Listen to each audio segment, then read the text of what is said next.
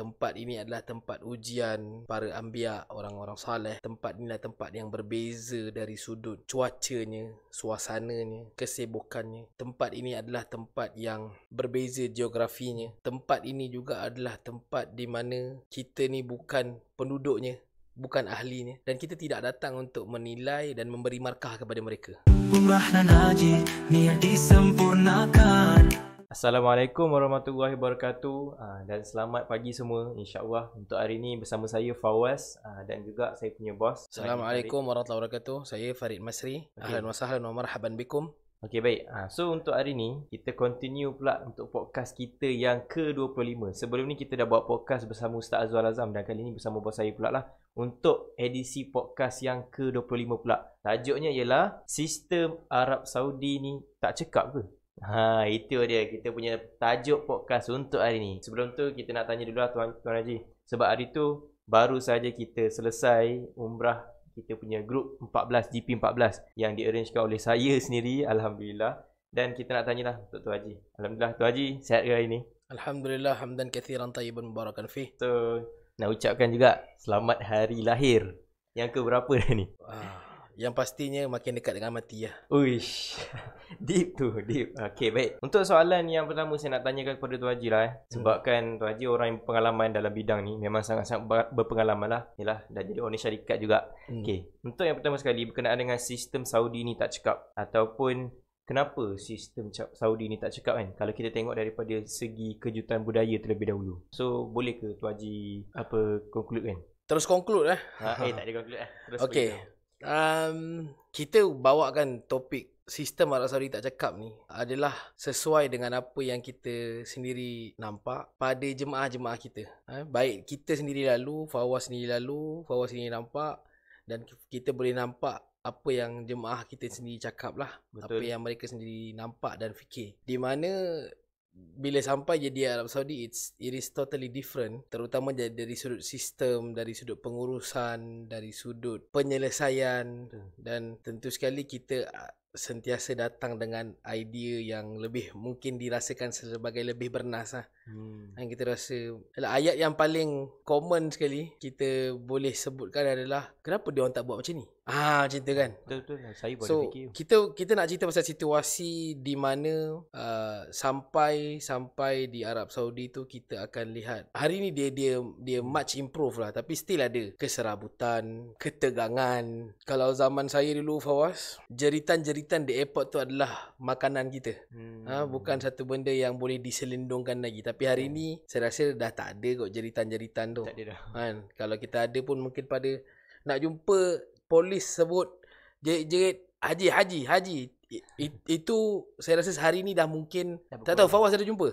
Baru-baru ni ada dengar ke? Kalau kat airport? Kalau kat mana-mana lah. Ada ke? Dekat Mekah still ada lah. But still cakap bukan jerit, betul? Macam haji. Itu biasa lah. Biasa. Tapi zaman kita dulu, kalau back to sebelum PKP, benda tu memang biasa. Jerit. Haji macam tu lah. So nak bagi tahu yang kita sampai di Arab Saudi tu, kita memang jumpa benda-benda macam ni. Serabut, sesak, tegang, jerit. So sampai memang kita akan terfikir, perlu ke kau buat macam ni? Kenapa kau buat macam ni kan? Jadi kita nak faham sebenarnya, adakah mereka betul-betul tak ada sistem, ataupun mereka betul-betul sistemnya tak cekap, ataupun sebenarnya apa yang berlaku lah. So itu yang kita nak bincangkan hari ni. Kita nak tahu apa benda yang berlaku sebenarnya. Sebab yelah kan, macam Fawaz sendiri, kalau Fawaz boleh cerita lah, apa yang Fawaz rasa like we are doing better than them dekat Arab Saudi tu. Bila Fawaz tengok macam ni, saya rasa mungkin Fawaz boleh tanpa segan silu cerita je apa yang Fawaz rasa macam tak puas hati lah, tak okey lah, kau patutnya buat macam ni. Kalau untuk makluman penonton sekalian, saya dengan Fawaz, kita hanya berbincang topik. Kita tak cakap apa yang awak kena cakap, apa yang saya kena cakap. Disclaimer ni. Jadi bila saya tanya Fawaz ni, bermaksud saya memang betul-betul bagi Fawaz untuk bercakap. Apa yang dia nampak, apa yang dia fikir. So, Was, mungkin awak boleh cerita sendiri. Awak rasa bahagian mana yang awak rasa macam kalau awak lah jadi polis tu, awak takkan buat benda tu? Saya rasa kalau kita punya package kan, kalau kita tengok kat package kita punya hotel ni dekat area Jabal Omar. Okey. Dan straight terus ke Misfalah. Jadi yang saya selalu tanya kan, kenapa selalu jalan yang dekat Jabal Omar tu selalu tutup? Betul tak yang dekat hotel depan Hyatt tu? Tutup maksudnya tutup daripada Dia tak kenderaan. bagi orang lalu. Kenderaan lalu. Sebab kita tengok mesti bila saya turun je mesti kereta tak ada lalu kereta lah. Hanya orang je lalu halang. Tapi jalan tak. Tapi jalan tak. Ada juga kereta sebiji dua lalu. Kadang-kadang tiba-tiba nampak keluar waktu nak makan malam tu, tiba-tiba ada juga kereta taksi. Tiba-tiba Boleh macam pula, mana boleh lalu pula. Okay. So itu menjadi pertanyaan. Dia punya masa tak tetap. Jalan buka tutup tu. Okey. Lagi? Ada lagi bahagian yang Fawaz rasa macam pening, pelik? Satu lagi, bab ni lah, kalau macam contoh hari tu kan, jemaah kita yang duduk dekat area Misfalah tu kan, nak turunkan diorang dekat situ, naik bas.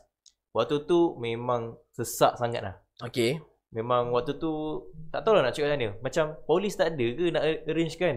Sesak sangat ni kan. Orang jam dekat satu tempat tu setengah jam. Takkanlah tak boleh nak arrange kan lah. Macam tu lah saya punya persoalan waktu tu. Okey. So itulah saya punya ni. So tu itu di peringkat Fawaz lah. Macam jemaah sendiri yang Fawaz nampak, biasanya jemaah akan rasa kat bahagian mana yang tak puas hati lah kot bahasa senangnya. Macam jemaah rasa satu benda yang awak nampak jemaah sendiri memang blur ataupun tak puas hati dengan situasi tu. Kat mana? Yang 4 jam tu lah saya rasa. Jam. Okey, yang awak kena jam kat mana? Yang jam sebab kita orang nak pergi drop jemaah tu lah. Nak pergi drop jemaah yang dekat last kali punya hotel. Hotel yang dekat area Misfalah tu lah kan. Yang package kemarin kan. Waktu tu. Sebab waktu tu jemaah memang kena sidar dalam bas dekat setengah jam. Bas tu tak bergerak-gerak. Sebab jam. Tu saya dan stuck kena sidai tu dekat mana? Dekat sebelum Kubri, sebelum flyover. Nak masuk daripada flyover tu tak lepas lah. Tak lepas. Kat situ lah yang stucknya, nak turunkan jemaah jalan jauh pula lah.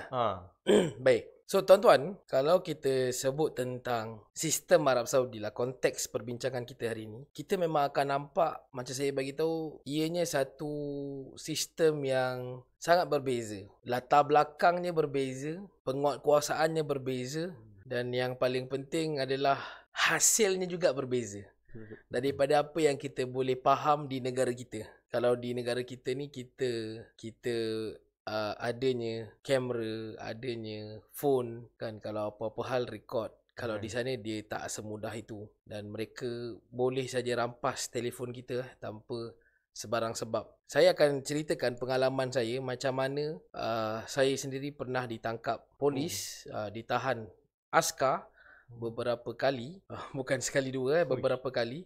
Dan ini adalah satu benda yang saya kira saya masih lagi rasional, di mana saya boleh katakan benda itu perlu untuk dilakukan.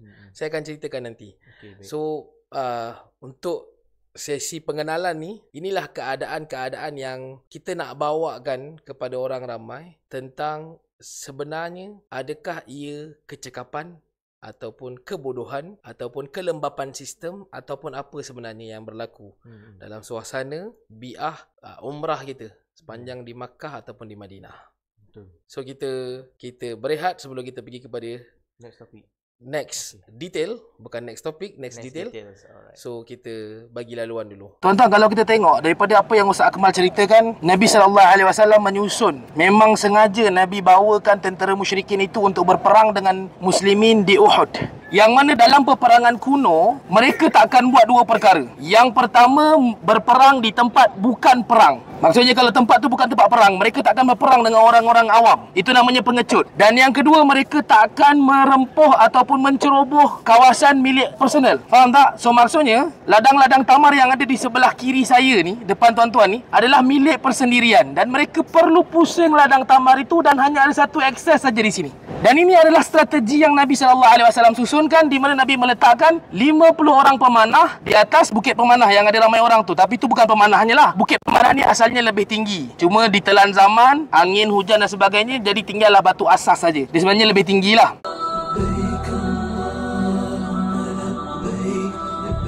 Sekarang ni kita masuk kepada soalan yang lebih proper lah orang cakap. Okay, saya nak tanya kepada ni lah, Tuan Haji lah, macam biasa kan. Tuan Haji, apa sebenarnya yang terjadi sebenarnya ni? Apa benda yang terjadi sebenarnya dekat sana ni? Kenapa kalau kita pergi selalu, setiap kali kita pergi mesti sesak? Kalau pergi immigration mesti lambat.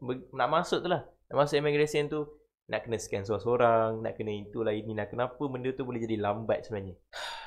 Bila kita berhadapan dengan satu keadaan yang totally berbeza, Tak biasa lah.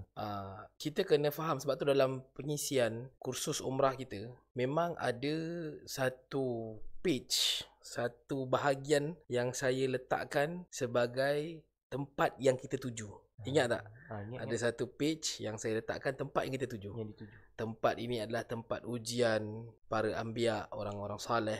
Tempat ini adalah tempat yang berbeza dari sudut cuacanya, suasananya, kesibukannya. Tempat ini adalah tempat yang berbeza geografinya. Tempat ini juga adalah tempat di mana kita ni bukan penduduknya, bukan ahlinya.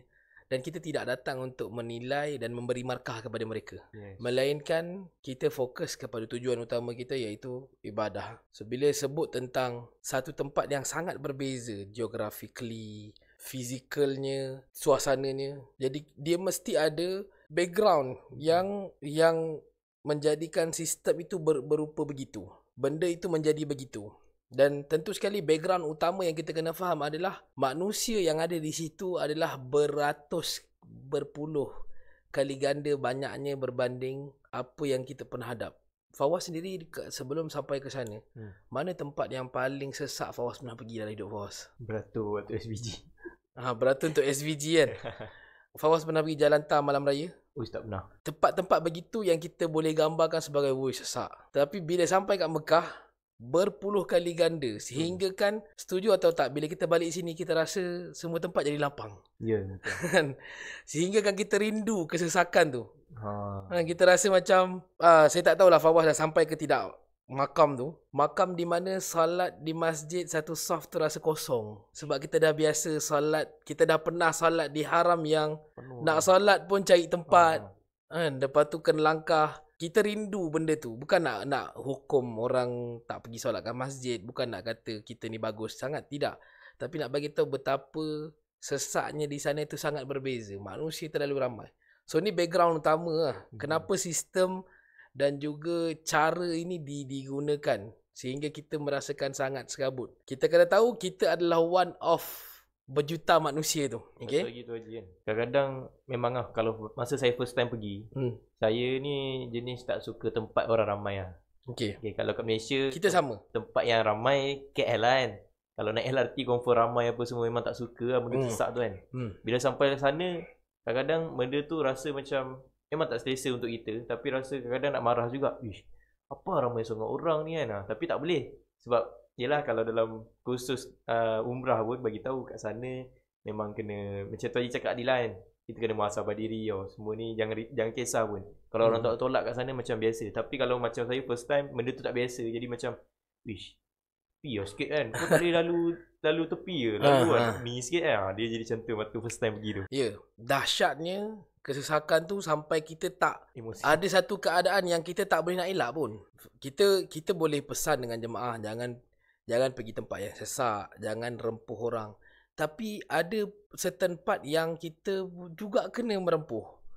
Kalau Fawaz pergi haji lagi lah, benda yang kalau tak rempuh, kalau aku tak masuk celah-celah tu, macam mana aku nak pergi melontar? Macam mana aku nak pusing tawaf? Ni masa haji, Ramadan.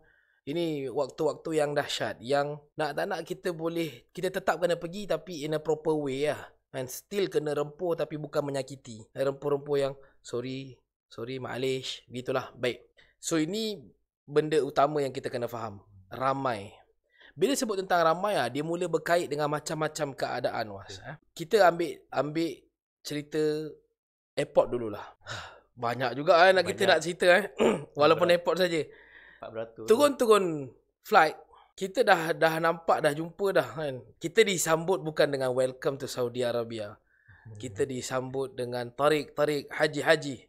Roh kan, pergi sana, pergi sini. Visit visa Saudi. Begitulah. Bila dia tanya dia terus hala-halakan yang awak ni sebagai group leader berdiri untuk tunggu jemaah keluar pun akan dihalau. Betul. Tak payah tunggu. Sehingga kan kita kalau macam saya, trik saya memang akan pergi ke toilet, lama-lama kat toilet, keluar balik, memastikan saya yang paling hujung.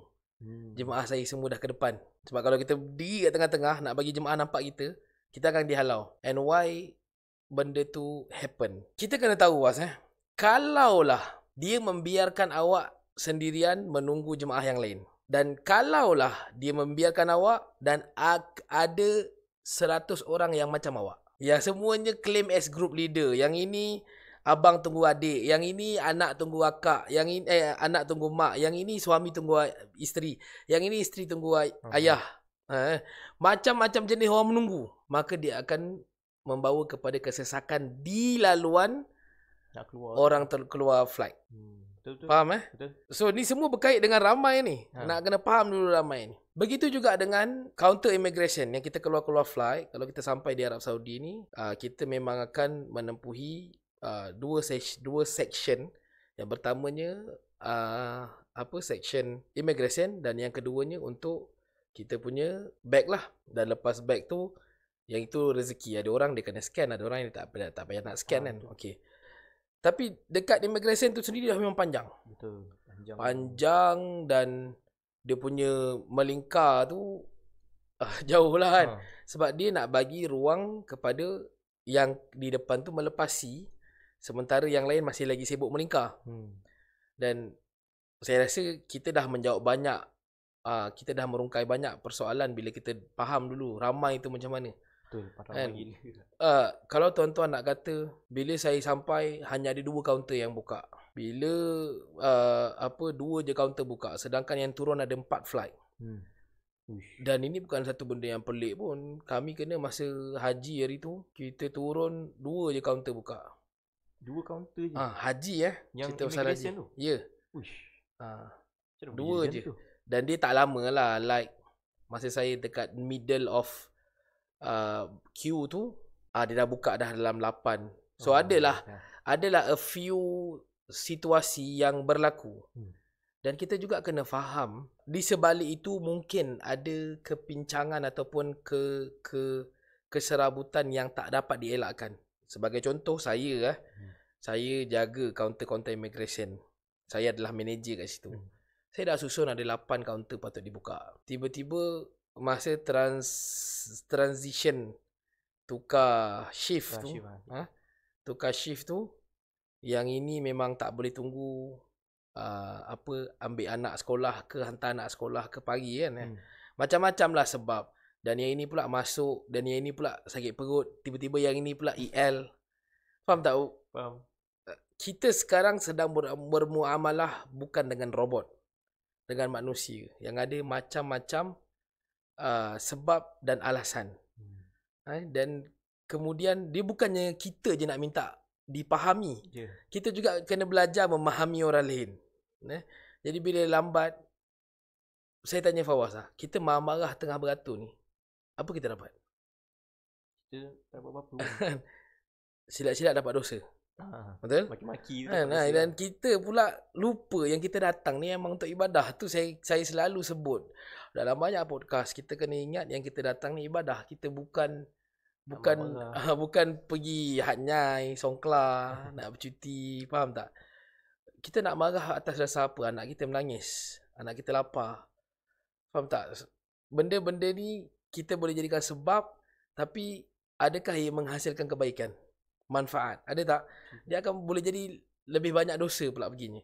So bila saya cerita pasal kelewatan-kelewatan ni kan, yang saya hadap, Fawaz hadap, jemaah hadap, so suka untuk kita selitkan pada jemaah yang mungkin bawa orang tua, warga mas, ada penyakit yang tak boleh lambat makan, bawa anak-anak kecil, kena sentiasa standby makanan, gula, tenaga untuk cover this session ni. Dia punya lambat tu boleh jadi yang sejam, 2 jam. Dan tuan-tuan kena tahu selain daripada kejadian itu di Arab Saudi, kita juga berhadapan dengan isu yang sama di KLIA. Betul. Kita pernah tunggu jemaah kita daripada Brunei, sikit punya lama. Hanya ada satu kaunter yang mana Brunei tu bercampur dengan passenger Bangladesh, passenger Indonesia, satu kaunter je. So nak kata apa? Nak kata KLIA tak bagus. Nak kata KLIA kejam. Faham tak? So benda-benda ni bila melibatkan manusia, dia ada macam-macam kebarangkalian. Dan sangat mustahil secara logiknya mereka, pihak kerajaan Arab Saudi, nak benda tu jadi lembab begitu. Faham tak? Dan yes, pada middle of queue tu masuk lagi 8 orang buka dan jadi laju bergerak. Faham tak? Okay, so ini situasi-situasi yang berlaku. Same thing happen to tempat bagasi, tempat beg. Kita ambil beg. Bila kita ambil beg, memang akan ada yang datang tanya. Dan ini adalah atas tujuan, tuan-tuan, bila Arab Saudi buat sistem-sistem yang bersifat digital, mereka digitalize kan, kita kena tahu that sistem-sistem itu tak dapat dicapai dan dikuasai oleh kebanyakan orang. Bukan semua orang lahir dan membesar macam mana rakyat Malaysia yang super digital, faham tak? Super smart. Semua boleh, hi Gemini, open my room, open my light. Tidak. Ada negara, ada rakyat yang mereka memang bukan susah tapi tak terdedah dengan benda ni. Jadi memang SOP, kebanyakan bahagian penguatkuasaan mereka ni adalah bersifat manual, traditional. Akan datang cek, minta visa cek. Berapa kali minta visa, faham tak? 3 kali juga. Kalau awak datang haji memang kena bawa sentiasa. Sebab tu yang kita tengok jemaah haji ni sampai pakai 4 lanyard tu. Faham tak? Dia check, scan. Awak baru jalan 100 meter, datang lagi askar lain, check, scan. Dapat Dapat. So benda-benda ni memang satu benda yang mereka perlu dan patut buat. Bukan mencari penjenayah, tapi untuk memastikan yang awak sebagai jemaah adalah berada di landasan yang betul. Dia yang akan bagi tahu, okey, kau daripada syarikat apa? Syarikat ini, muasasah kau apa? Kalau kita menggunakan visa umrah, Fawaz mungkin tak ada pengalaman lagi menggunakan visa umrah. Dia akan bagi tahu, okey, dia akan contact dia punya center, bagi tahu ni syarikat ni bas dia kat mana. Ini kelebihan visa umrah. Visa haji juga begitu. Patutlah kalau macam contoh, kalau kita orang kan sampai dekat airport. Dia kan tanya umrah ke turis? Umrah ke turis. Yang pegawai nusuk kan. Ya. Kalau turis on our own lah. Kalau visa umrah, dia akan terus contact center dia bagi tahu dah bas ni dekat kaunter berapa, dekat platform berapa. Okay, so dia akan, pegawai nusuk tu dia akan bawa jemaah kita pergi ke bas kita. Ini kelebihan visa umrah. Betul, masa sejalan tu dia tahan. Macam umrah visa ataupun turis visa. Baca cakap turis visa. Okey, lepas tu dah dia biar turis visa on our own. Pasal dia tak nak awak pergi naik bas jemaah Pakistan, bas jemaah Turki. Faham tak? So benda ni yang jemaah kena faham. Dia bukan datang untuk menyerabutkan kita. Kita yang memilih untuk nak serabut. Tak payah fikir. Dia minta pasport, dia memang pakai baju nusuk, pakai name tag nusuk. Bagi je lah pasport. Dia tengok turis, yes, jalan. Faham tak? So jangan rasa macam ustaz, kenapa dia macam ni? Kan tadi dekat immigration dah check, askar dah check, dekat bag dah check. Berapa kali nak check? Kalau macam tu tak risau kalau bukan ahli nusuk, dia tak pakai baju nusuk tapi dia minta kita tak mungkin, dia takkan berani. Dia mesti pakai lanyard nusuk, mesti pakai baju nusuk. Kalau yang tak pakai tu macam mana? Pernah ke awak kena? Pernah. Jadi, tak pakai apa-apa? Dia tak pakai vest ke apa, dia just pakai purdah je. Perempuan dia minta kita orang punya visa. Lepas tu saya tak bagi lah. Lepas tu tak bagi, lepas tu dia cakap apa? Lepas tu dia paksa minta juga. Lepas tu bagi lah. Lepas tu saya tunjuk je lah. Lepas tu dia suruh airdrop semua visa. Saya kata tak boleh. Ni dah tunjuk visa, tak kena airdrop. Awak buat tu benda betul lah. Sebab mereka sepatutnya memakai official attire lah. Ada lanyard at least. Lanyard nusuk apa semua tu. Dia tak boleh, kalau dia tak pakai apa-apa, dia terus minta, tak boleh. Dia cakap dia orang yang daripada medical macam tu. Macam pelik juga kan? Tak boleh lah. Bahaya lah. Dia mesti nusuk. Sebab tu kadang betul lah, serabut lah. Kita faham, tapi dari sudut pelaksanaan tu ni bukan sesi memuji tidak sama sekali Awak pun tengok saya pun serabut juga. Even Afif pernah tanya saya, macam mana kau boleh relax macam ni kan? Maksudnya bukan relax, tapi sebab buat apa nak kita dah faham. Memang akan ada orang-orang yang tak kena tempat.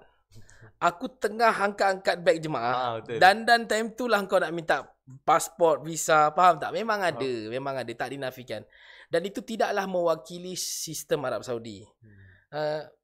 Kita juga kena tahu, macam saya kata tadi, background mereka tu berbeza. Mungkin awak dah ada pengalaman salah hantar jemaah naik bas. Awak kena marah dengan saya. Jadi awak baru lepas kena marah. Lepas tu datang satu bas, awak terus nak kelang kabut, nak pastikan awak tak salah lagi. So awak pergi minta pasport seorang-seorang, minta visa seorang-seorang.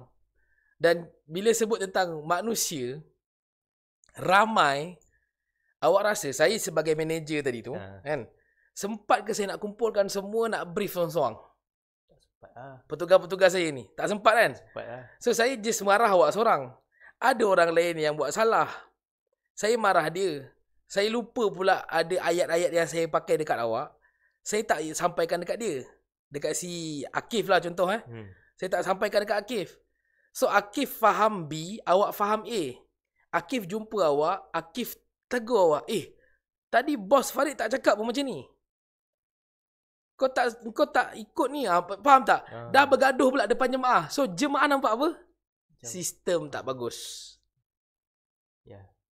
Sedangkan sebenarnya sistem tak salah.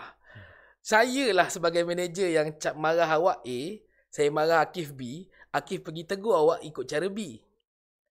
Sebab saya tak boleh, bila saya nak buat seminar online untuk brief semua staff-staff ni. Kalau saya panggil semua, siapa yang nak jaga bas-bas yang masuk kat airport ni? Faham tak? Faham tak? Masa bila yang aku boleh tegur semua selaras ni? Tak boleh. Jadi memang akan ada yang saya sempat tegur awak, saya sempat tegur Akif. Jadi bila bertembung cara kerja berdua ni, yang Akif tegur awak kata, taklah bukan macam ni. Depan jemaah. Sebab awak pula melawan sebab awak baru lepas kena marah. Jadi awak pun melawan dekat Akif. Akif pun baru lepas kena marah. Akif pun marah awak balik. Dia bergaduh kat situ. Bergaduh kat situ. Yang awak minta begini, yang Akif minta begini, driver bas pening. Mutawif pening. So jemaah ada ruang untuk menghentam awak dengan Akif tadi, ataupun menghentam driver bas, atau menghentam mutawif tak pandai. Faham tak? So benda ni yang berlaku. Kita sekali lagi disclaimer, bukan untuk mempertahankan sistem Arab Saudi ataupun geng-geng airport, penguatkuasaan, tidak. Tapi kita ni di tempat jemaah, sebenarnya benda-benda tu langsung tak ada kena-mengena dengan kita pun. So macam mana kita nak tahan dan kawal diri kita untuk marah. Yang benda yang kita marah tu pula tak akan memanfaatkan kita. Yang masalah tu si Mamat Arab A dengan B tadi tu, awak dengan Akif ni yang bergaduh kat airport tu, yang bergaduh cara kerja siapa yang paling betul. Nak minta pasport semua ke minta pasport seorang-seorang? Akif kata minta pasport seorang je. Yang awak pula, tak, kita kena minta pasport semua, nak cek seorang-seorang. Memang lamalah tersidai kat situ kalau awak nak cek seorang-seorang punya pasport. Saya pernah kena, Bas. Dia bergaduh sama-sama dia? Bukan, dia datang minta pasport seorang-seorang. Budak nusuk tu nak cek seorang-seorang. Saya pernah kena. Dan nak marah rasa macam kita letih dengan jet lag apa semua kan, faham tak? Dengan aku baru lepas angkat beg tadi, lepas tu ada pakcik tua lagi. Duduk je lah, duduk. Tuan-tuan apa dia nak, tuan-tuan bagi je. Dia pegawai nusuk, bagilah. Layanlah. Dekat bas tu nak bergerak daripada airport nak menuju ke Madinah, ke flight ke hotel Madinah tu, rasanya dekat 2 jam dalam bas. Faham tak? Sambil-sambil tu masuk pula satu mamat jual SIM card.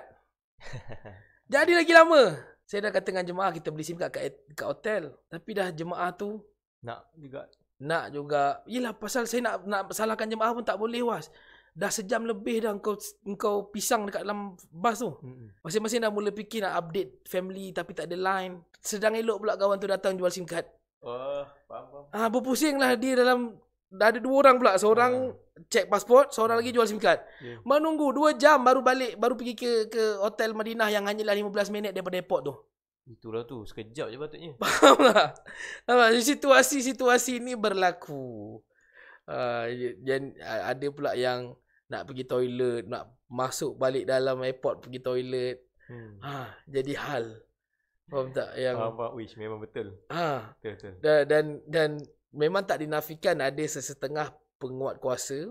Kita bahasakan sebagai penguat kuasa lah. Staff mereka yang pakai vest. Nusuk ke pakai vest airport ke, dia rasa dia telah menyarung satu tanggungjawab yang besar dalam negara. Faham tak? Dia mula rasa like aku sedang berpangkat sekarang, ada berpaku empat. Jadi dia punya marah kita tu macam marah penjenayah tau. Padahal aku datang buat umrah je. Kau marah sangat ni kenapa kan? Kita tak nafikan memang ada orang macam tu. Dan itu adalah masalah individu lah. Itu memang jadi. Dia mungkin dah lama sangat berhasrat, dah cuba SPA, dah cuba macam-macam interview, akhirnya dapat jawatan Jadi itu. Jadi dia pun rasa banggalah, kebanggaan ibu ayah lah kot kan. Bukan ayah, ibu ayah dia daripada kecil dah beritahu Along mesti jadi pegawai nusuk kata dia. So dia pun tahan kita tu macam macam nak suruh kita macam dah kita ni terlibat dengan Global Sumut Flotilla pula kan. Dia dah macam tu pula. Dia punya tangkap tu tak apalah, sabarlah nak buat macam mana. Awak nak marah-marah lah. Kalau awak puas hati terjerit-jerit macam ni, jerit lah. Memang ada, masih ada yang dia terjerit-jerit, dia minta pasport muka ketat, itu memang ada. Dan saya boleh katakan inilah situasi-situasi yang kita hadapi bila turun kat airport, yang jemaah memang ultimately terkejut lah. Mana ada dekat airport Malaysia minta pasport marah ni, garang-garang ni kan. Minta elok. Dan kita tak pernah jumpa kat KLIA minta pasport sebarangan tepi-tepi jalan kan, tengah-tengah tolak beg orang minta pasport.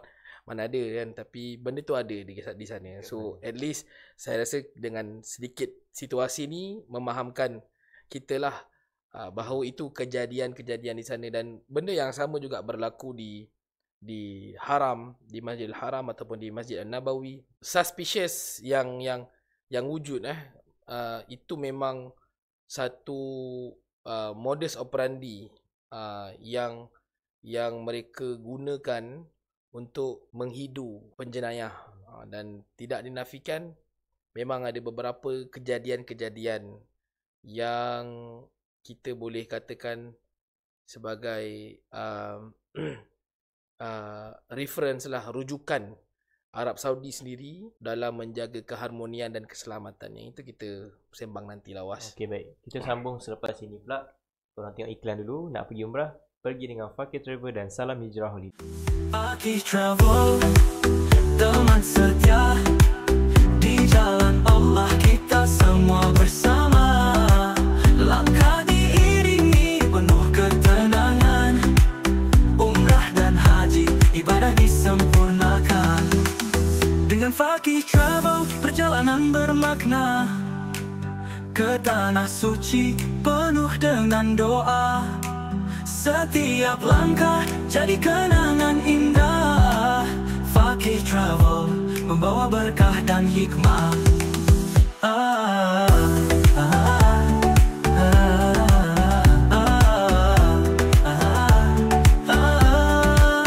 Fakir Travel teman sejalan nikmat. Di jalan Allah kita semua bersama.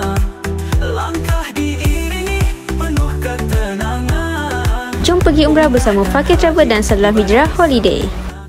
Okey, baik, kita sambung semula untuk kita punya slot yang seterusnya. Kita nak bagi tahu pula berkenaan daripada apa yang Haji ceritakan tadi kan, daripada diorang punya kesesakan, diorang punya sistem apa semua. Bagi saya itu antara kecekapan Arab Saudi lah yang diorang dah buat kan, untuk kita tengok. Mungkin kita tengok lain, tapi daripada segi yang kita boleh tengok daripada empat positif dia, itu adalah segi kecekapan mereka lah, yang berkenaan dengan ada beberapa isu lah. Isu yang berkenaan dengan ditawan apa semua tu. Boleh Haji ceritakan sikit ke? Safety lah, dari sudut safety. Baik. Bila sebut tentang kecekapan, saya rasa mungkin akan ada yang rasa kita ni bias kepada Arab Saudi, mengiktiraf kekasaran mereka, kekurangan mereka, kelemahan mereka, kelembapan mereka sebagai kecekapan. Tentu sekali mengundang kecaman orang ramai lah kan. Tapi kena dengar dulu. Kenapa kita boleh anggap ini sebagai satu bentuk kecekapan? Tuan-tuan, kalau tadi saya bawakan kejadian-kejadian yang ada di sekitar airport, kita juga boleh relate kan keadaan ini di haram, di mana kita boleh nampak ada pintu yang kalau nak katakan dari sudut harga, mungkin semisal harga sebiji rumah kita, tapi mereka tak buka pun pintu tu. Orang tak boleh lalu pun pintu tu. Maksudnya apa? Adakah dia bina pintu tu untuk tutup, untuk ditutup, untuk tak digunakan, untuk hiasan ataupun macam mana kan? Begitu juga dengan laluan-laluan yang saya rasa Fawaz pun nampak kot. Kalau daripada arah Jabal Omar ni, kenapa dia tak bagi aku lalu situ? Tak ada orang pun. Faham Kenapa aku kena pusing? Begitu juga dengan isu traffic jam yang lama, dan bagaimana pula laluan Jabal Omar yang bersambung dengan Misfalah tu, Syariq Ibrahim Al-Khalil tu, hanya boleh digunakan pada waktu-waktu tertentu dan hanya beberapa kereta saja, kenderaan saja yang dibenarkan melintasi. So tuan-tuan, di belakang semua ini apa yang saya cuba faham. Sebab saya memerhatikan isu-isu undang-undang ataupun penguatkuasaan ni sekian lama. Sebab ramai, banyak ialah jemaah kita kan sentiasa datang dengan pendapat. Kan? Pendapat, pandangan, penilaian, dan saya mengambil kira apa yang mereka sampaikan dan cuba untuk relate dengan apa yang berlaku depan mata. Saya boleh katakan begini. Bila sebut tentang laluan-laluan yang ditutup ataupun pintu-pintu yang tak digunakan, ia ada hubung kait yang besar dengan safety dan juga kelancaran urusan dan laluan jemaah-jemaah, sama ada yang berada di dalam ataupun yang di luar. Yang mana kita tak pernah tahu dalam pintu tu ataupun di laluan itu, kalau kita dibenarkan untuk lalu, apa kesannya kepada orang yang berada di dalam di dalam bangunan, yang mereka dia macam ni dari sudut mengelirukan penjenayah ataupun dari sudut strategi mengaburi orang-orang yang ada tujuan tak baik lah. Saya kalau nak rompak rumah Fawaz, saya akan faham Fawaz akan pergi kerja pukul apa. Saya akan faham Fawaz kunci pintu letak kat mana, kunci jenama apa Fawaz pakai. Faham tak Fawaz akan pergi naik kereta hari apa, akan naik yang ini pula hari apa, tumpang Akif hari apa. Faham So benda-benda ni saya boleh baca dan saya boleh ambil sebagai disiplin yang saya kena masuk rumah Fawaz pukul berapa sampai pukul berapa. Tapi adakah Fawaz rasa Arab Saudi akan gunakan disiplin yang sama setiap hari untuk Masjidil Haram dan Masjid An-Nabawi? Semestinya tidak. Why? A big thing dah berlaku dulu. Masjidil Haram sempat pernah ditawan, rempuhan pernah berlaku sehingga mengakibatkan kematian. Dan bila berlaku benda-benda macam ni, adakah Fawaz rasa Arab Saudi sempat panggil the whole police department untuk datang dan support team? Sempat tak agak-agak? Lagi-lagi yang kalau balik rumah jauh tu. Ya. Dan dalam keadaan Makkah kalau dibiarkan sesak. Ni panjang ni Dibiarkan sesak sehingga tak ada jalan untuk masuk ke Makkah pada waktu emergency. Berlaku emergency dalam haram. Saya telefon Fawaz, bawa 100 orang polis kita sekarang datang. Kalau tak ada laluan, macam mana polis nak datang? Macam mana ambulans nak masuk? Faham Faham. So sebab tu setiap laluan ni mesti ada laluan emergency mereka. Dan setiap jalan-jalan yang digunakan mesti ada jalan-jalan mereka reservekan untuk kepentingan awam juga sebenarnya. Pusing-pusing kita kena tahu, kena faham dulu kalimah khadimul haramain. Orang yang berkhidmat untuk dua tanah suci ni. Which is untuk siapa? Untuk manusia yang berada di dalamnya. Mereka perlu pastikan strategi keselamatan mereka tak boleh dibaca oleh musuh. Yang mereka tak tahu siapa musuh. Dan tak boleh nak letakkan, ialah kalau awak tahu, awak faham pasal enforcement, penguatkuasaan polis ke askar ke, awak kena tahu cara mereka berfikir, cara mereka melihat. Mereka nampak kita orang jahat dulu. Selagi mana kita tidak membuktikan yang kita orang baik. Faham tak? Awak kena tahu, awak datang-datang depan polis, depan askar ni. Ini basic lah, ini asas lah. Saya tak kata semua polis askar penduduk kita jahat. Tapi cara mereka menguruskan jenayah adalah dengan cara ini. Sebab tu kalau budak yang kena tangkap naik motor laju, walaupun dia tu pergi naik motor laju tu pergi masjid, dia kena tangkap, masuk balai polis kena marah dulu. Sehinggalah polis tanya, rupa-rupanya terbukti kau memang baik, cuma kau salah satu je, bawa motor laju. Barulah akan nampaklah polis ni mula berlembut, apa semua. Dan itu benda basic. So begitulah mereka. Sistem yang mereka gunakan, tutup jalan, ada hubung kaitnya dengan security and safety. Keselamatan orang di dalam. Dia dah sentiasa 3 langkah, 4 langkah di depan. Berfikir, kalau ini dibiarkan masuk, sekejap lagi kat dalam, dah tak ada, stuck. Sebab pintu ni pun pintu masuk, pintu ni pun pintu masuk. Yang ada dekat tengah-tengah kat dalam ni, kita tak nampak. Kita tak tahu apa yang jadi, apa yang mereka tengah hadap kat dalam. Dan awak kena tahu juga, di dalam haram tu, dengan kesibukan, dengan kesesakan, ketegangan, walkie-talkie ni tak sempat pun nak guna. Faham Kita bukan cerita pasal penganjuran event lumba lari 10 km. Bukan. Kita tengah uruskan jutaan manusia. At one time, dengan kesesakan haji, Ramadan, saya rasa, saya tak tahu, Fawaz pernah tengok polis pegang walkie-talkie tanya orang kat dalam, boleh tak aku nak bagi masuk? Pernah ke? Tak sempat. Dia menghalang orang, jangan masuk, sehingga ada yang nak panjat, dia halang, dia terpaksa berkasar. Pasal kalau dia bagi alasan-alasan ni, aku tak boleh nak jalan jauh, mak aku sakit. Kalau dia bagi dia seorang masuk, orang lain juga akan masuk. Dia buka sikit divider tu, bukan dia dengan mak dia je akan masuk, semua orang akan rempuh. Dan dia kat situ hanya ada 4 orang je. Faham So benda-benda ni, macam saya beritahu tadi lah, sempat ke ketua polis tu nak panggil, brief semua balik. Okey, kita dah buat strategi A, so sekarang ni kita nak tukar kepada strategi B. Saya rasa semua akan tahu ke? Mungkin 1-2 je. Faham tak? Yang 1-2 ni dia nak bagi tahu, dia nak pergi pusing bagi tahu setiap polis yang ada di checkpoint.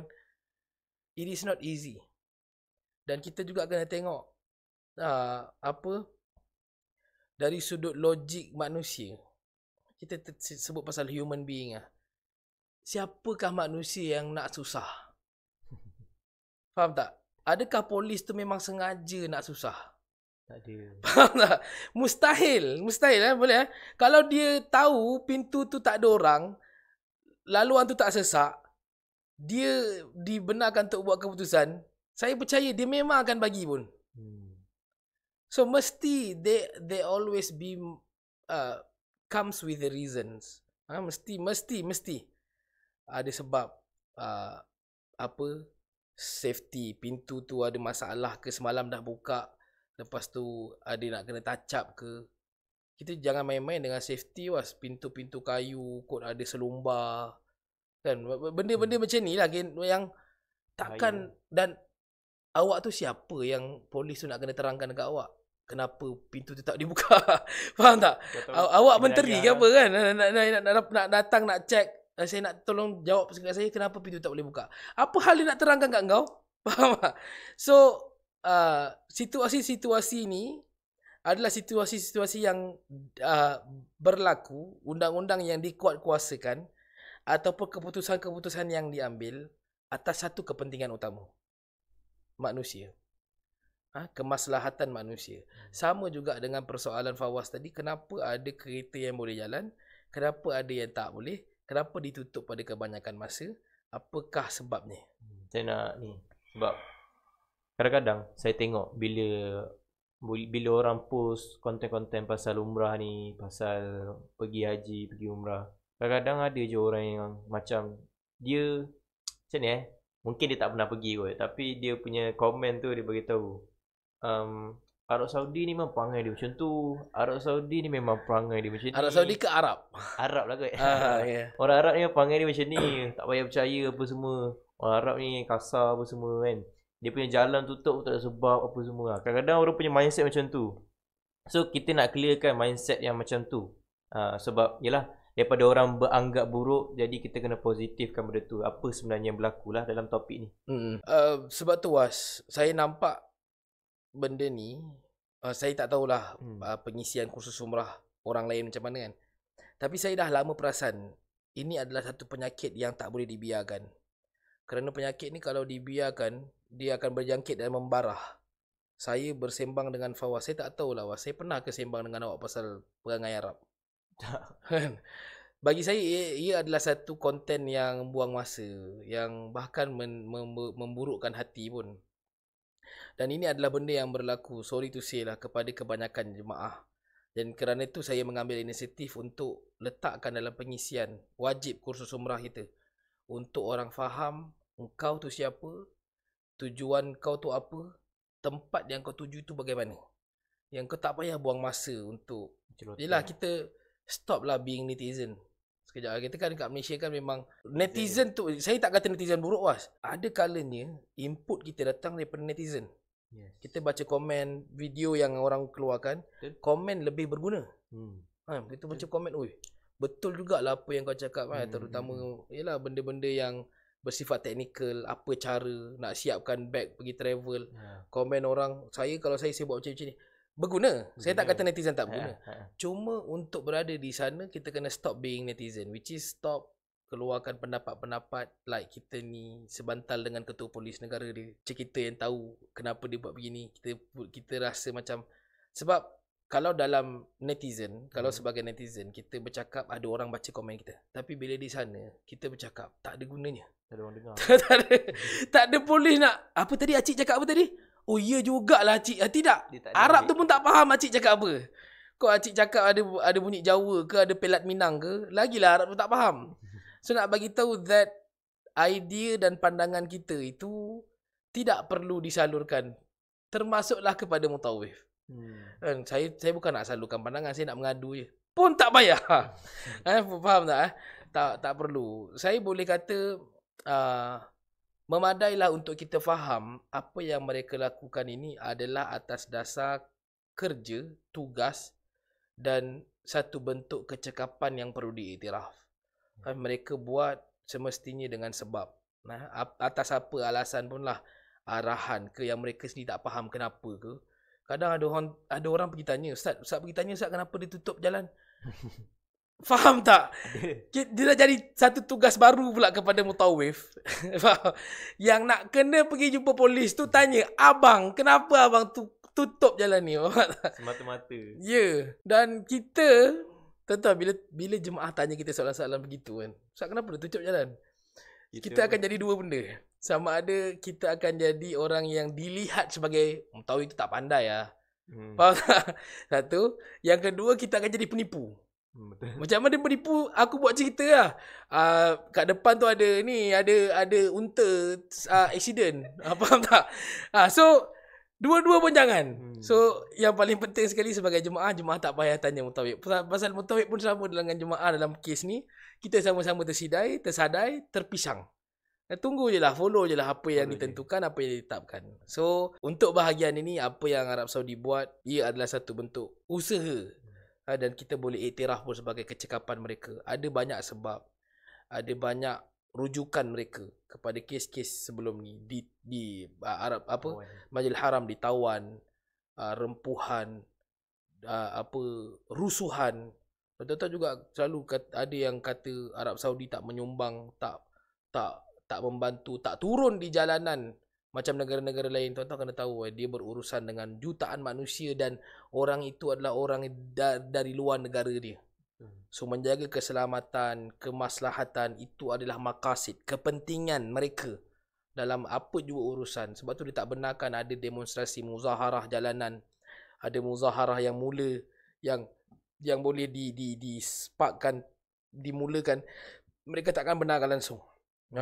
Kibar bendera ke, pakai baju macam kita fakih, kita ada baju yang bertemakan kefiyah kita tu. Saya dah pesan jangan pakai baju tu dekat sana, sebab itu akan mengundang, yelah, orang bila elemen Palestin, siapa yang tak sensitif? Semua rasa macam I'm with you bro kan. Tapi benda-benda ni adalah benda-benda yang sensitif bagi Arab Saudi kerana mereka tahu kalau orang ramai turun di jalanan dengan jutaan manusia, mereka nak panggil polis daripada mana untuk datang.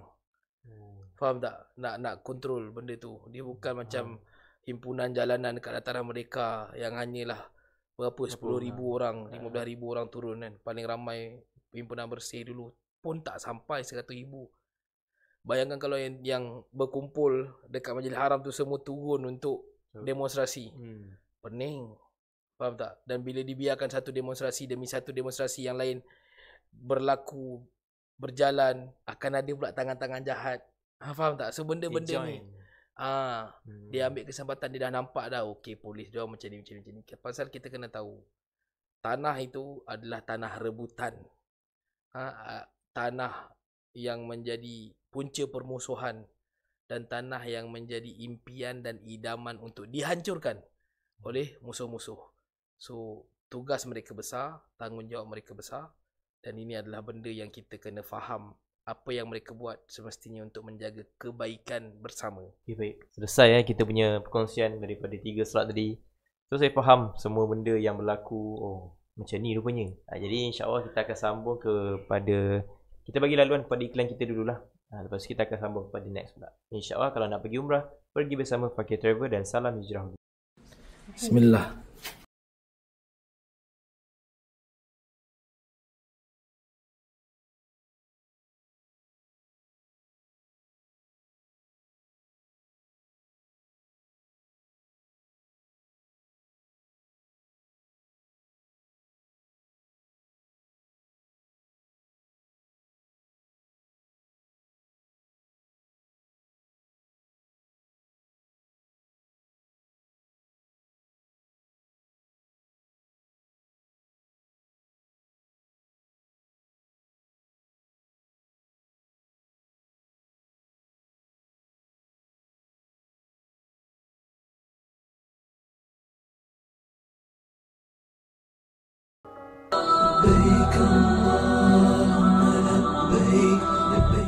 Okay, Alhamdulillah kita sambung untuk kita punya sesi yang seterusnya, iaitu sesi yang terakhir. Kita nak tanya juga ataupun kita boleh concludekan ataupun kita bagi kesimpulan berdasarkan apa yang kita dah bincangkan sebentar tadi berkenaan dengan isu yang berlaku ni. Jadi Tuan Haji dipersilakanlah untuk beritahu sedikit nasihat ataupun sedikit teguran manfaat lah untuk semua, untuk bagi orang faham berkenaan dengan benda yang berlaku. Baik, bila sebut tentang sistem di Arab Saudi yang dilihat sebagai tidak gagal lah, gagal.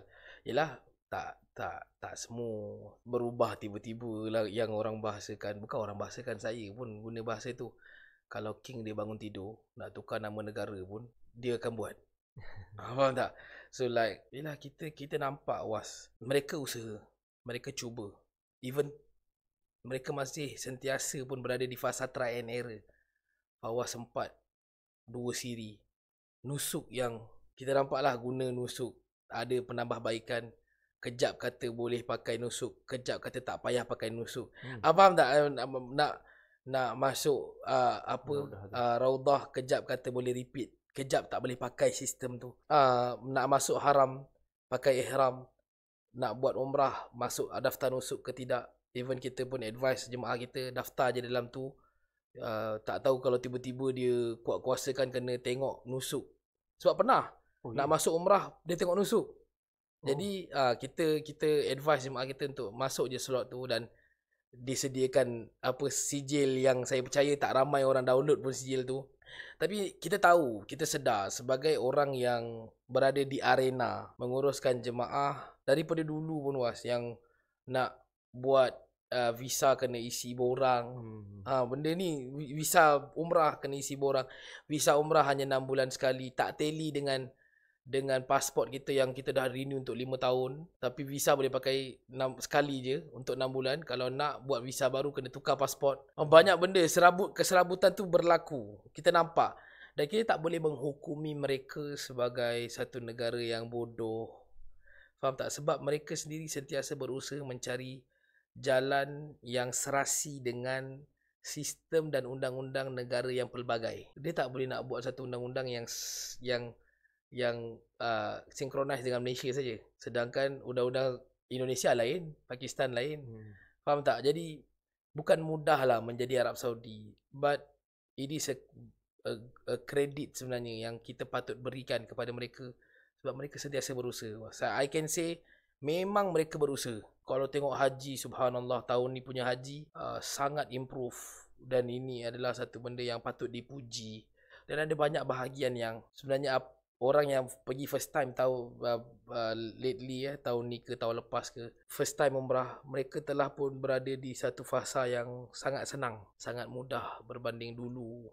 Macam-macam lah, turun daripada airport ada checkpoint, kena keluarkan surat, mutawif kena turun. Sampai dulu ada satu keadaan yang sangat penting, mutawif tu boleh cakap Arab. Tapi tidak lagi kepada sekarang. Orang yang bukan background agama pun boleh jadi mutawif, asalkan dia boleh menyampaikan, dia boleh belajar, dia boleh faham agama dengan sangat baik. Sebab ibadah umrah ni bukanlah satu ibadah yang berat pun sebenarnya. It is just niat, melafazkan ihram di miqat, tawaf, sa'i. Awak faham yang itu, insya-Allah boleh bimbing lah, boleh bimbing. Tahu mana nak berkumpul, tahu mana nak balik, dah boleh dah jadi mutawif. Dia bukan satu situasi yang terlalu berat. Dan cuma dia perlu ada rujukan lah. Bila awak tak tahu, awak cakap tak tahu, bagi saya cek dengan ustaz dulu. Kan, faham tak? Maksudnya dia bukan lagi macam dulu yang, maafkan saya, yang orang kena cakap Arab all the time. Sekarang polis pun dah faham English. Orang-orang di airport tu lagilah dah memang boleh dah English full. Even diorang ada respect kepada kita. Jadi kita kena the point is, kita sebagai jemaah, sebagai tetamu Allah dan tetamu mereka, kita kena bagi ruang kepada mereka untuk improve. Kena bagi kerjasama yang baik. Kena sentiasa positif dengan apa yang mereka usahakan.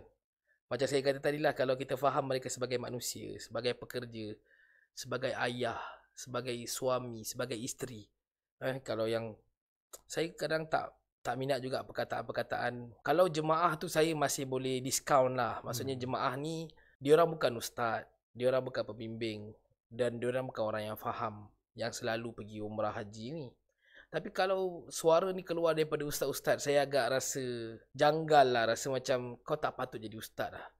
Antara suara-suara ni adalah like, perempuan, kalau perempuan yang jaga kaunter memang kerja lembab.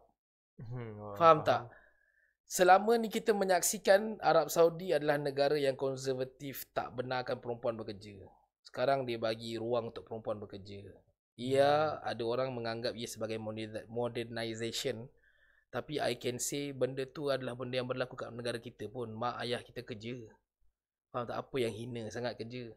Dan bila mereka diberi ruang untuk bekerja, tentu sekali mereka tak ada pengalaman. Faham tak? Saya rasa mereka dibenarkan bekerja drive ni 2019 kot. And yes, kita nampak macam mana dia orang langgar McD. dia langgar parking tu, kalau tak bunyi burp tu bukan perempuan lah. Faham tak? Mesti bumper kasih touch punya.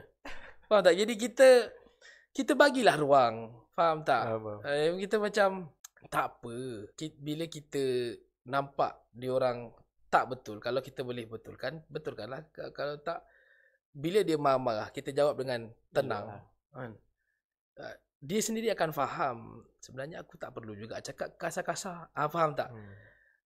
Sebab mereka sendiri, rakyat ni tak semua, bukan. Macam ni tak biasa travel. Tak tahu keadaan di dunia luar, di airport luar macam mana.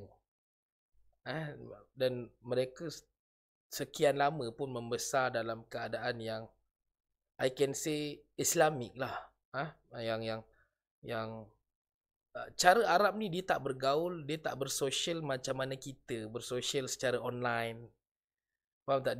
Diorang tak yang Gen Z ni adalah Gen Z plus ni. Tapi yang dulu-dulu pakcik-pakcik, mana was? Ada rumah syekh tak ada TV pun. Faham tak? saya pernah satu situasi Arab tu dia minta saya tolong repair laptop dia. Laptop dia ni dia cocok pakai mouse. Pakai mouse USB. Bila dia tak cocok mouse dia nak pakai dia punya mousepad ni, tak bergerak sebab dia ada button offkan mousepad dia sebab nak pakai ni kan, supaya dia bila tak tangan tu tak adalah bergerak. Dan saya lah yang offkan tu sebab saya yang ajar dia pakai mouse tu. So dia hanya telefon saya pukul 1 pagi minta tolong datang rumah sebab mouse dia tu rosak. Dia nak buat kerja. Mouse yang USB ni tinggal kat office. Faham tak? So saya nak bagi tahu that mereka itu bukan yang macam kita. So ada kekurangan dan mereka improvise. Tu yang saya kata, kalau orang yang betul-betul faham apa yang berlaku di Arab Saudi ni, dia akan sentiasa open untuk beri ruang. Dan kita sebagai tetamu, kita kena bagi ruang kat mereka juga untuk mereka improvise. Sebab macam-macam mana pun Was, ada satu elemen penting yang kita kena faham. Mereka berkhidmat. Dan apa yang mereka buat tu bukan mudah. Walaupun hanya dengan menjaga dataran Masjidil Haram. Awak berani tak duduk kat dataran Masjidil Haram daripada subuh sampai tengah hari tu kasyif? Beri jaga orang lalu-lalang. Haji tarik. Berani tak? Sanggup tak? Memang tak sanggup dengan panasnya. Berjuta-juta Kau bayangkan haji. Saya menyaksikan askar polis, saya tak ingat. Pengsan Was. Jemaah angkat ramai-ramai, pengsan, cari air. Panas, di bawah 50 darjah Celsius kau jaga Arafah.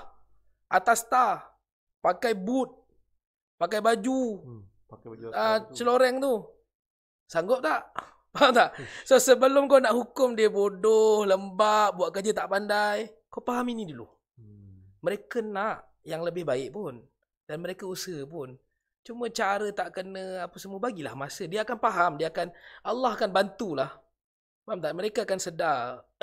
Aku nak kena pandai juga cakap English ni. So mereka akan belajar cakap English sikit-sikit. Bila dah cakap Arab semua orang tak faham. Faham tak? Biasa je Arab bila nampak kita boleh cakap Arab dan boleh cakap Melayu. Arab panggil. Biasa je Arab panggil saya. Tolong cakap dengan dia ni jap. Faham tak? Tapi setuju tak kalau saya kata dia sendiri akan terfikir aku kena belajar jugalah cakap Melayu sikit-sikit. Betul. Itu yang dia akan cakap haji jalan. Haji cepat. Haji laju. Haji tepi. Haji kanan kiri. Dia belajar. Improvise. Dan kita kena bagi kredit untuk tu. Pernah berlaku macam saya kata tadi, saya nak cerita sikit ni pengalaman saya penutup lah kot. Saya ditangkap. Ada satu keadaan jemaah kami, ni antara yang terbaru lah, ambil gambar ramai-ramai dekat dalam Masjid Nabawi. Saya biasalah saya pegang kamera kan. Saya ni kepada semua jemaah saya pelik kenapa saya tak masuk dalam gambar kan. Sebab saya rasa gambar saya dah banyak sangat. So saya rasa lebih utama untuk ambil gambar orang lain lah. Dan saya suka ambil gambar orang pun. Saya kurang untuk ambil gambar sendiri. Ambil gambar sendiri ni biasa untuk shot sendiri je. So saya ambil gambar. Masa saya nak ambil gambar, saya pegang kamera. Jemaah tu keluarkan kain rentang. Family dia kan. So nak macam family day macam tu lah. Kenangan umrah bersama keluarga.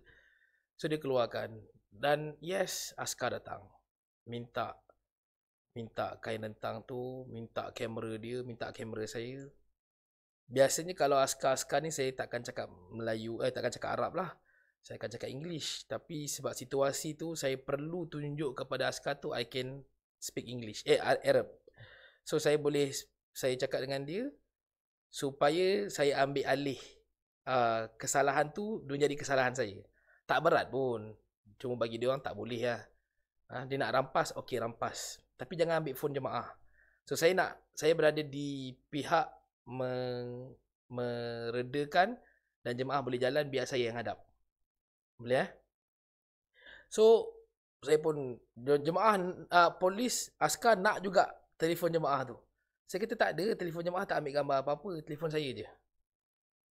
Okey, dia suruh tunjuk telefon saya. Saya tunjuk telefon saya, ada gambar yang ada kain rentang tu, saya delete depan dia.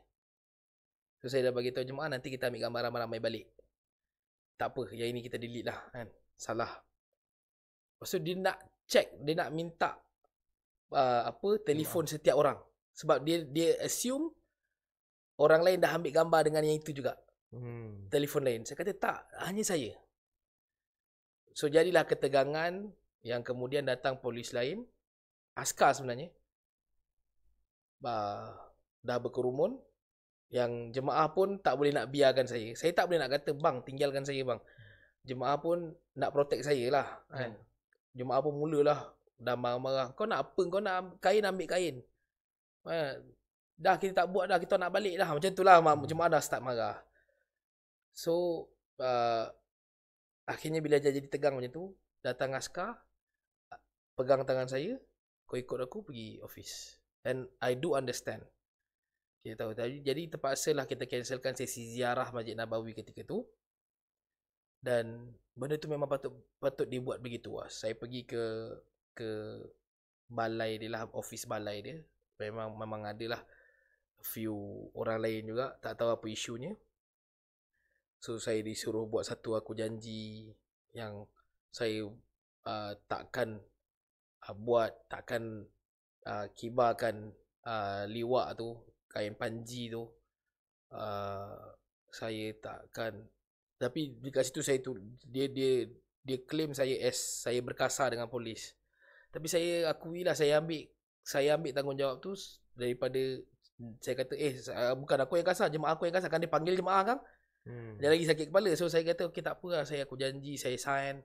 So kalau berlaku apa-apa lagi isu yang melibatkan saya, nama saya dah dalam rekod dah. And I am okay with it. Faham tak? Saya tahu benda ni. Dan saya ambil pelajaran di mana saya perlu ingatkan jemaah betul-betul. Handphone saya diambil, dicek semua galeri sehingga nampak gambar-gambar isteri saya. Dan ketika tu juga saya faham yang tak ada kepentingan pun kita nak simpan gambar-gambar keluarga kita yang buka aurat dalam phone ni. Tak ada keperluan. Faham tak? Kalau kau nak tengok isteri kau tak pakai tudung, kau balik rumah. Faham tak? Tak payah simpan benda-benda tu. Pasal kita di bidang ini, di arena ini, mereka perlu pastikan kita betul-betul safe untuk berada di tengah-tengah. Pasal dia akan macam-macam dia boleh fikir, was. Kau ni siapa yang sampai ramai sangat nak backup kau ni? Faham tak? Kau ni ketua Taliban ke? Dia orang boleh fikir macam tu, was. Kan saya bagi tahu tadi, apa-apa pun mereka akan fikir kita jahat dulu. Faham? Dan saya tak boleh nak tahan jemaah saya ketika tu. Nampak? So kita ni kena sentiasa bersedia untuk itu.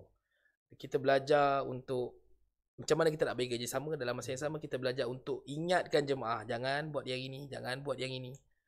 Jangan susahkan diri sendiri dan jangan susahkan mereka. Mereka sendiri pun bila dah tahan saya tu dekat 2 jam, sudah ni tak ada apa pun, kan meletihkan dia orang juga sebenarnya. Begitulah. So saya rasa banyak kita cerita hari ni. Pelajaran penting untuk kita semua. So ingat apa yang kita buat dan apa yang mereka buat, insya-Allah kebaikan. So sampai situ sajalah untuk kita punya podcast kali ni, berkenaan dengan topik kita iaitu sistem Arab Saudi ni tak cakap, tapi rupanya kita kena faham juga kalau tengok sampai habis memang confirm tuan-tuan semua akan faham, insya-Allah. Okey, baik, sampai situ saja untuk hari ini. Saya Fawaz dan Tuan Haji Farid Masri, bos saya. Terima kasih semua. Barakallahu fikum. Barakallahu fikum. So itu saja daripada saya. Assalamualaikum warahmatullahi wabarakatuh. Umrah dan haji niat disempurnakan.